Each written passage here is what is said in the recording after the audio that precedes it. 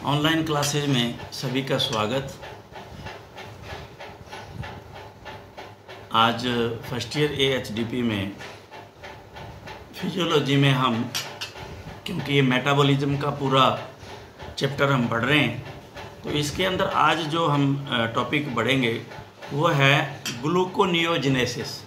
Gluconeogenesis, neo से शब्द है, यूँ आप इसको याद कर लें कि नियोजेनेसिस क्या है, कोई नई चीज़ों से ग्लूकोज बनना, जो इसके यहाँ जो पर्याप्त चीज़ें हैं उनसे हमारे को ग्लूकोज बनाना। यानी कि अभी इसमें परिभाषा जो है लैक्टिक अम्ल, वसा, प्रोटीन व अन्य पोषक पदार्थों से, अन्य पोषक पदार्थ जितने भी हैं, ग्लूकोज का बनना ही ग्लूकोनियोजेनेसिस। तो इन वर्डों को आपने याद कर लेना है। ग्लूकोलाइसिस हमने पढ़ा था, ग्लूकोजेनेसिस पढ़ा था, और ये है ग्लूकोनियोजेनेसिस। तो ये आपने ये वर्ड जो है वो ध्यान में रखने, इसकी परिभाषा भी कई बार आती है। तो आज हम पढ़ेंगे ग्लूकोनियोजेनेसिस। तो आपके 107 नंबर पेज पे इस बुक के अंदर तो मुझे नहीं लगता कुछ समझने वाली बातें इसके अंदर दी गई हैं, लेकिन ये जरूर है कि कुछ डायग्राम से इतना समझ में नहीं आएगा। मैं इसके आपको जो नोट्स देने का प्रयास इसका करता हूँ। एक दो बच्चों के कल कमेंट्स आए हैं कि पीछे जो ग्लाइकोलाइसिस और क्रेब्स साइकिल पढ़ा है उसके भी वो नोट्स, तो ये तैयार कर रहा हूँ मैं। शीघ्र ही एक दो दिनों के अंदर इसको मैं आपको इस पे ऑनलाइन ही आपको भिजवाएंगे, चाहे कोई व्यवस्था करेंगे। तो इसमें तो क्या है, हमें ये पता है कि ये पूरी की पूरी प्रक्रिया माइटोकॉन्ड्रिया में होती है। यहाँ ये लिखा हुआ है, जैसे देखा है ना, माइटोकॉन्ड्रिया। तो ये जो रिएक्शन है यहाँ पे ये माइटोकॉन्ड्रिया में बताया है, और आगे जो है वो साइटोसोल में बताया है। तो इसको पढ़ने से पहले हम साइटोसोल को समझ लें, क्योंकि जो बच्चे बायोलॉजी से हैं वो तो ठीक है, लेकिन जो एग्रीकल्चर वाले बच्चे हैं उनके लिए ये प्रॉब्लम है। तो पहले आप साइटोसोल को समझ लो कि व्हाट साइटोसोल इज। तो अब आप इसको ध्यान से देखना। अभी कोई डायग्राम सिस्टम, एक सेकंड में एक डायग्राम उठाता हूँ एनाटॉमी से, अगर इसमें कहीं मिला तो। एनाटॉमी से एक सेकंड मेरे पास, अगर चलिए मैं उसको नोट्स में आपको दूंगा, आप वैसे समझ लो। नोट्स में आपको बना के दे देंगे, इसको आप वैसे यूँ समझ लीजिए। ध्यान से देखना जरा मेरी तरफ। ये एक सेल स्ट्रक्चर होती है हमारी, सेल है हमारा। ये सेल आपने पढ़ी है, चाहे वो बॉटनी के ये जो बच्चे इसके एग्रीकल्चर के हैं, चाहे वो बायोलॉजी के। तो सेल तो हमने पढ़ रखी है, सेल। तो ये जो सेल है, इसके अंदर जो कुछ भी सेल के अंदर है, उसको हम प्रोटोप्लाज्म कहते हैं। That is called as a protoplasm. अब जब उस प्रोटोप्लाज्म में से इस एक न्यूक्लियस को अलग कर लो, ध्यान से सुनना जरा। प्रोटोप्लाज्म में से न्यूक्लियस को हमने अलग कर लिया, तो न्यूक्लियस जो है वो अलग कर लिया, तो उस न्यूक्लियस के अंदर है न्यूक्लियोप्लाज्म। ध्यान से सुनना। प्रोटोप्लाज्म में न्यूक्लियस को अलग किया, तो न्यूक्लियस में अलग हो गया हमारा न्यूक्लियोप्लाज्म। अब हमारे पास जब न्यूक्लियस को अलग कर लिया, तो एक अलग से रह गया साइटोप्लाज्म। अब ये जो साइटोप्लाज्म है, ध्यान से सुनना, सेल है, सेल के अंदर प्रोटोप्लाज्म है, प्रोटोप्लाज्म में हमने एक न्यूक्लियस को अलग निकाल दिया, यूं निकाल लिए। अब जो न्यूक्लियस को अलग करने के बाद में जो बचा वो साइटोप्लाज्म है। अब साइटोप्लाज्म में भी जितने ऑर्गेनेल्स हैं, जितने भी, जैसे माइटोकॉन्ड्रिया है, सेंट्रोसोम है, ये जो क्या तुम्हारे कहते हैं एंडोरेटिकुलम, ये है, तो इसमें कई तरह की जितनी बॉडीज हैं, जो भी हैं, तो वो अगर आप इसमें से अलग कर देंगे, किसमें से, साइटोप्लाज्म में से, तो हमारे पास अब बचा जो है वो रहेगा साइटोसोल। तो अब इसको अब आपके ध्यान में आएगा कि ये रिएक्शन पहले माइटोकॉन्ड्रिया में होता है और फिर ये साइटोसोल में चला जाता है। यूं इसको मान लीजिए, साइटोसोल में ये होता है। तो अब में क्या होता है माइटोकॉन्ड्रिया में, देखें यहाँ पायरूवेट के साथ, पायरूवेट हमने पढ़ लिया, पायरूवेट के साथ कार्बन डाइऑक्साइड, हाइड्रोजन, ये वाटर, इसमें ऑक्सीडेशन और हाइड्रोलाइसिस और प्लस एटीपी और बायोटीन की उपस्थिति के अंदर ऑक्जेलो एसीटेट और एडीपी प्लस इनऑर्गेनिक फास्फोरस और हाइड्रोजन आयन, ये जो है प्रोड्यूस होते हैं। यहाँ ये जो दिखा रखा है, अब इसमें ये प्रोड्यूस हो गया, अब ये एटीपी एडीपी में चेंज होगी। और इसमें जो एंजाइम था जिसने काम किया वो था पायरूवेट कार्बोक्सिलेज, ये हमने पीछे पढ़ भी रखे। अब ऑक्जेलो एसीटेट प्लस NADH, ये हमने NAD पहले भी पीछे भी मैंने बता दिया आपको, ये निकोटिनामाइड एडेनिन डाई न्यूक्लियोटाइड है और इसकी ये रिड्यूस्ड फॉर्म H, और इसके साथ ये जो H रिलीज हुआ था यहाँ पे, वो आयन जो है मिल करके मैलेट बनाते हैं और इसमें NAD रिलीज होता है और इसमें जो एंजाइम है वो मैलिक डिहाइड्रोजिनेज जो है वो एक्शन को प्रमोट करता है, मूव करता है। अब जो है इसके अंदर हम, ये तो माइटोकॉन्ड्रिया में एक्शन हो गया, अब वो चलेगा इसके अंदर जो साइटोसोल में होता है।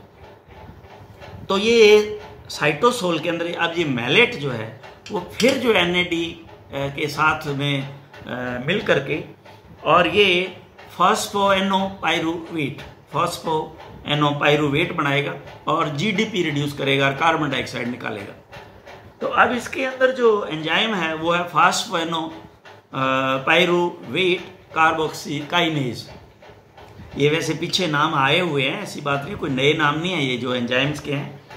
तो अब ये जो बनेगा वो है फ्रक्टोज 1,6 डाइफॉस्फेट प्लस हाइड्रोलाइसिस द्वारा फ्रक्टोज 6 फॉस्फेट प्लस जो है वो फास्फोरस इनऑर्गेनिक आयन जो है बनेगा और फ्रक्टोज 1,6 डाइफॉस्फेटेज जो है इसमें एंजाइम काम करेगा और इससे अब बनेगा ग्लूकोज 6 फास्फेट और इससे हाइड्रोलाइसिस द्वारा ग्लूकोज और इनऑर्गेनिक फास्फोरस जो है वो बनेगा और इसमें जो ग्लूकोज 6 फास्फेटेज जो है वो इसमें एंजाइम काम करेगा। तो ये जो एक्शन इन्होंने बताया है इसको आप इसको इसी तरह से जैसे मैंने बताया आप इसको समझ लें। अब इसको मैं आपको डिटेल के साथ ये जो क्रिया आपने देखी है इसको मैं अब पूरा डिटेल के साथ, इसका बहुत बड़ा डिटेल है इसका, इसके हम डिटेल के साथ वर्णन करेंगे। तो अब ये जो ग्लूकोनियोजेनेसिस है इसको मैं शुरू से इसको विद इसकी डेफिनेशन जो है हम इसको पढ़ते हैं। कार्बोहाइड्रेट पदार्थों जैसे लैक्टिक अम्ल, वसा, प्रोटीन, रुमंती पशुओं में प्रोपेनिक अम्ल और ग्लाइसरॉल, एकोनिन, पायरूवेट व पदार्थों से ग्लूकोज व ग्लाइकोजन बनने को ग्लूकोनियोजेनेसिस कहते हैं। अब ये है एक्चुअल में असली इसकी परिभाषा, ये पूरी परिभाषा है इसकी। तो आप इसको मैं आपको दे दूंगा इसके नोट्स, तो ये आपको ये परिभाषा आपने याद करनी है। ग्लाइकोलाइसिस में तो ग्लूकोज से पायरूविक एसिड बनता है, ये हमने पीछे देख लिया ग्लाइकोलाइसिस में, और ग्लूकोनियोजेनेसिस में पायरूविक एसिड से ग्लूकोज बनता है। तो ये देखिए अलग अलग है, उल्टा है बिल्कुल। इसके अंदर ग्लाइकोलाइसिस में क्या था, ग्लूकोज से पायरूविक एसिड बनाया था और ग्लूकोनियोजेनेसिस में पायरूविक एसिड से ग्लूकोज, ये बिल्कुल उल्टा। अब ये कई बार पूछा भी जाता है, अब इसमें दे नहीं रखा है इस नई बुक के अंदर, ये पूछ लिया जाता है। तो इसको आपने ध्यान से जो है अभी नोट्स में दूंगा तो आप इसको अच्छी तरह से उनको याद करें। जब आहार से कार्बोहाइड्रेट नहीं मिलता तो ग्लूकोज की शारीरिक पूर्ति ग्लूकोनियोजेनेसिस द्वारा की जाती है लैक्टिक अम्ल से ग्लूकोज का बनना, इसको कोरी चक्र, कोरी साइकिल में, तथा प्रोपियोनिक अम्ल से ग्लूकोज का बनना रुमेंथी उपापचय यानी कि रूमिनन मेटाबॉलिज्म में किया जाता है। इसी प्रकार अन्य पदार्थों जैसे पाइरुवेट, ग्लिसरॉल व अलानिन का अध्ययन इस अध्याय में आगे जो है इन्होंने बता रखा होगा कहीं, तो ये कह रहे हैं कि वहाँ इसमें डिस्कस किया जाए। अब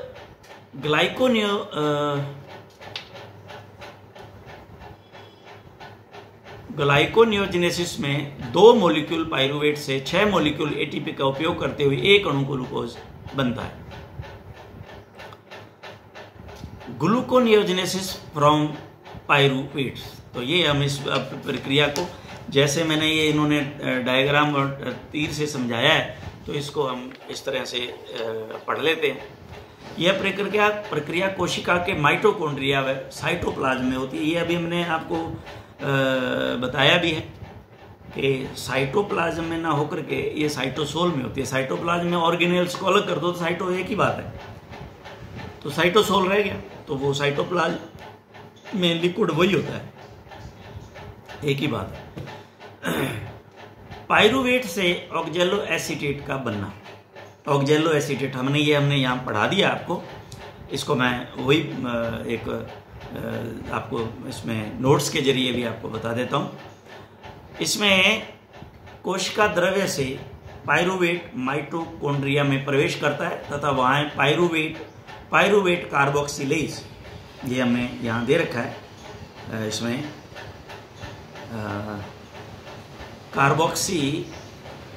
पाइरुवेट कार्बोक्सिलेज एंजाइम द्वारा बायोटिन की उपस्थिति में ऑक्जेलो एसीटेट, ये दे रखा है हमने, उसमें ऑक्जेलो एसीटेट में बदल जाता है। तो ये प्रक्रिया तो यहाँ दे रखी है नीचे जो मैंने आपको बताया। पाइरुवेट के साथ कार्बन डाइऑक्साइड और एटीपी, और ये जो बायोटिन और ऑक्जेलो एसीटेट एडीपी प्लस पी, ये सही है, और एच जो है वो रिलीज होता है। ऑक्जेलो एसीटेट मेल्टे का बनना, ऑक्जेलो एसीटेट मेल्टे का बनना, मेलेट, ऑक्जेलो एसीलेट मेलेट का बनना। ऑक्जेलो एसीटेट NADH कोएंजाइम की उपस्थिति में मेलेट डिहाइड्रोजिनेज एंजाइम द्वारा मेलेट में बदल दिया जाता है। ये यहाँ दे रखा है इसके अंदर, ये मेलेट में बदल दिया जाता है। ये प्रक्रिया हमने नीचे देख ली है। अब जो है साइटोप्लाज्म यानी कि इसमें प्रक्रिया जो शुरू होती है, इसके बाद माइटोकॉन्ड्रिया बना मेलेट कोशिका द्रव्य में प्रवेश कर जाता है। यह कोशिका द्रव्य साइटोसोल में उपस्थित, ये आ गया यहाँ पे, साइटोसोल में उपस्थित malate dehydrogenase MDH enzyme malate को वापस ऑक्जे एसिलेट में बदल देता है। ये प्रक्रिया हमने यहाँ समझ ली हुई है, ये क्लियर है। Decarboxylation of ऑक्जेलो acetate, decarboxylation of, यह ऑक्जेलो एसीटेट इसी कोशिका के साइटोसोल में उपस्थित फास्फोफिनोल पाइरुवेट डीकार्बोक्सिलेटेड व फॉस्फोरिलेशन की प्रक्रिया द्वारा फॉस्फेनॉल पाइरुवेट कार्बोक्सी काइनेज एंजाइम की उपस्थिति में GTP के हाइड्रोलाइसिस के कारण फास्फोफिनॉल पाइरुविक एसिड PEP में बदल जाता है। ये सही है, यहाँ ये दे रखा है। यहाँ यही कार्बन डाइऑक्साइड पुनः साइटोसोल में उपस्थित पाइरुविक एसिड को स्टेप नंबर 1 के अनुसार पाइरुविक कार्बोक्सिलेज द्वारा काम में ले ली जाती है। तो ये हमारे पास ग्लाइकोजेनेसिस की प्रक्रिया को हमने इसमें समझ लिया, और इसके अंदर कुछ एक्स्ट्रा हमारे पास है, वो आप इसको लेना चाहें तो, क्योंकि ये ज़रूरी नहीं है कि अलग अलग बुक से अगर किसी ने पढ़ाया है और अगर किसी ने अलग बुक से पेपर को बनाया तो इसके अंदर तो ये दे नहीं रखे हैं। तो अब जो ग्लूकोनियोजेनेसिस एलानिन द्वारा ये एक्स्ट्रा है इसमें। इस ग्लूको एलानिन साइकिल में विशेष तौर से कंकालीय मांसपेशियों में प्रोटीन कैटाबोलिज्म द्वारा एलानिन बनता है जो यकृत में जाकर अल्फा कीटोग्लूटरेट की सहायता से ग्लूकोनियोजेनेसिस हेतु पाइरूवेट का निर्माण करता है। तो ये भी इसमें इस तरह से ये पाइरूवेट का निर्माण करेगा, जो कि फिर हमारी ग्लूकोनियोजेनेसिस आगे की प्रोसेस वही सेम चलता रहेगा। अब ग्लूकोनियोजेनेसिस फ्रॉम ग्लिसरॉल, ग्लिसरॉल से कैसे होगा, ग्लिसरॉल से, तो इसको भी हम देखते हैं। वसा उत्तकों में ट्राईएसिल ग्लिसरॉल के कैटाबोलिज्म द्वारा ग्लिसरॉल व एसिटाइल को ए का निर्माण होता है। यह ग्लिसरॉल यकृत को जाता है, वहां फॉस्फोरिलेटेड द्वारा ग्लिसरॉल काइनेज एंजाइम द्वारा ग्लिसरॉल 3 फास्फेट बनाता है। यह glycerol 3 phosphate glycerate 3 phosphate dehydrogenase enzyme द्वारा डाईहाइड्रोएसिटीन फॉस्फेट DHAP में बदल जाता है तथा ग्लूकोनियोजेनेसिस प्रक्रिया में प्रवेश कर जाता है। तो ये यहाँ glycerol ATP, glycerol kinase, glycerol phosphate ADP और ये ग्लिसरॉल, ये फिर द्वारा हाइड्रोक्सी एसीटोन फास्फेट जो है वो इसमें से और NADH निकलता है। तो ये एक प्रक्रिया जो है मैं आपको एज इट इज इसके नोट्स जो है वो दे दूंगा। थोड़ा पढ़ने से इसका जो है ज़्यादा हमारे पास जो है समझ में इसमें आ जाता है। अब ग्लूकोनियोजेनेसिस इन रूमिनेंट्स, रूमिनेंट्स में ये तो मोनोगैस्ट्रिक में है। अब ये रूमिनेंट्स में कैसे, इस प्रक्रिया में प्रोपियोनेट ग्लूकोज में बदलता है और यही प्रोपियोनेट ही गोवंश, भेड़, बकरी, भैंस, ऊंट में ग्लूकोज का महत्वपूर्ण स्रोत है। प्रोपियोनेट अंडरलाइन कर लेना, इसको अंडरलाइन कर लेना।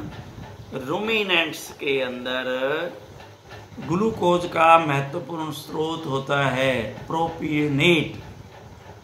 प्रोपियोनेट, यह प्रोपियोनेट रूमन में उपस्थित सूक्ष्म जीवाणुओं द्वारा कार्बोहाइड्रेट आदि के फर्मेंटेशन से बनता है। ये भी ध्यान रखना, ये कहाँ बनता है, रूमन में उपस्थित सूक्ष्म जीवाणुओं द्वारा कार्बोहाइड्रेट का जो फर्मेंटेशन होता है, किण्वन होता है उसका, तब ये प्रोपियोनेट जो है वो बनता है। अब प्रोपियोनेट से ग्लूकोज निम्न प्रकार बनता है। तो यहाँ प्रोपियोनेट एसिटाइल को ए सिंथेटेज एंजाइम की उपस्थिति में ये जो है ATP से ADP और फास्फोरस का जो है निर्माण करता है। इनऑर्गेनिक मैग्नीशियम की उपस्थिति में, ये आपको नोट्स दे दूंगा। और प्रोपियोनिल को ए बना देता है। ये प्रोपियोनेट से प्रोपियोनिल को ए बना देता है। यहाँ पे कार्बन डाइऑक्साइड, ATP और बायोटिन की उपस्थिति में प्रोपियोनिल को ए कार्बोहाइलेज की उपस्थिति के अंदर ADP प्रोड्यूस होती है और फास्फोरस आयन का निर्माण होता है और डी मिथाइल को ए बन जाता है। अब मिथाइल मेलानिल को ए रिमेज की उपस्थिति में ये फिर मिथाइल मेटोनाइल को ए बनाता है और ये आगे चल करके मिथाइल मेलिन को ए आइसोमेरेज की उपस्थिति में और B12 की उपस्थिति के अंदर आप देखें ये सक्सिनिल कोए को बना देता है। और ये जो सक्सिनिल कोए है वो हमने पढ़ा है पीछे, क्रेब साइकिल में एंटर कर जाता है और वहाँ से फिर ये पूरी की पूरी प्रक्रिया शुरू हो जाती है। तो ये चीज़ें जो है कई इस बुक में हमारे पास नहीं है, तो इसको मैं जो नहीं है आप चिंता नहीं करें, इसको मैं आपको इससे नोट्स इसके जो है भिजवा देंगे। इसके लिए रुमेंथी पशुओं में कोबाल्ट की आवश्यकता 100%। अब ये दो चीज़ें आपके नॉलेज की अलग से आ गई। यहाँ B12 का होना जरूरी था, साइनोकोबालामिन जिसको कहते हैं, और यहाँ ये इसको बनने के लिए कोबाल्ट की आवश्यकता होती है। तो अगर कोबाल्ट की कमी आ जाती है, B12 का सिंथेसिस नहीं होता, और B12 का सिंथेसिस नहीं होता, तो अब आप देख लो ये जो प्रोपियोनिन है वो सक्सिनिल कोए में चेंज नहीं हो सकता और वो TCA सर्कल में जाएगा नहीं और पूरा मेटाबॉलिज्म डिस्टर्ब हो जाएगा। तो इसलिए हमेशा कोबाल्ट की जो है वो कभी कमी जानवरों में नहीं होने देनी चाहिए, विशेष तौर से रूमिनेंट्स में। तो इसका कहाँ से कहाँ कितना जो है वो असर सीधा इस पर पड़ रहा है मेटाबॉलिज्म में।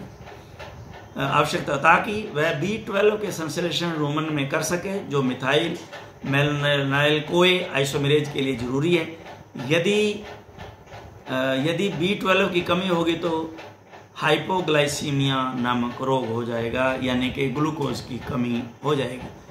तो ये जो मिथाइल मेलोनी कोए आइसोमेरेज कोएंजाइम है, उसका सिंथेसिस जो है वो B12 करता है, तभी ये क्रिया आगे चल पाती है, वरना ये यहाँ क्रिया का ब्रेक हो जाती है और ग्लूकोज बनता नहीं है, तो ग्लूकोज की कमी आ जाती है।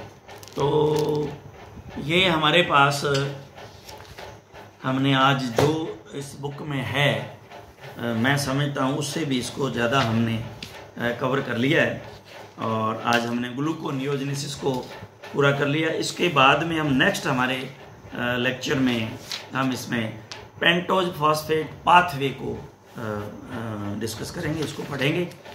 आज के लिए इतना ही काफ़ी है, क्योंकि इसको समझना और पढ़ना दोनों ही थोड़ा सा आपको भी जोर लगाना पड़ेगा, दिमाग लगाना पड़ेगा, इसको याद करना पड़ेगा। आज के लिए इतना ही काफ़ी है। Thank you very much.